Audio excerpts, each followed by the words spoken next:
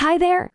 Welcome to our Best Kayak Guide channel. In this video, we are looking at the topic, is kayaking difficult for beginners? We highly recommend you to read the full in-depth blog post by go to the link below. So let's dive in. Kayaking is a great way to enjoy the outdoors and get some exercise. It can be done in freshwater or saltwater, and it's relatively easy to learn. If you are a beginner, you might be wondering how kayaking works for beginners. The truth is kayaking is not difficult for beginners. It's a great way to get started with a new sport because it's relatively easy to learn and doesn't require a lot of gear. In the full blog post we have written on our website, we have done hours of research and divided the topic into the following areas. Number 1, what is kayaking? Number 2, the best pedal type for beginners. Number 3, what are the basics of kayaking? Number 4, right way of getting in and out from the kayak. Number 5, different ways to control a kayak. Number 6, avoid flipping and things to do in a kayak flip over, and some related matters. As I mentioned before,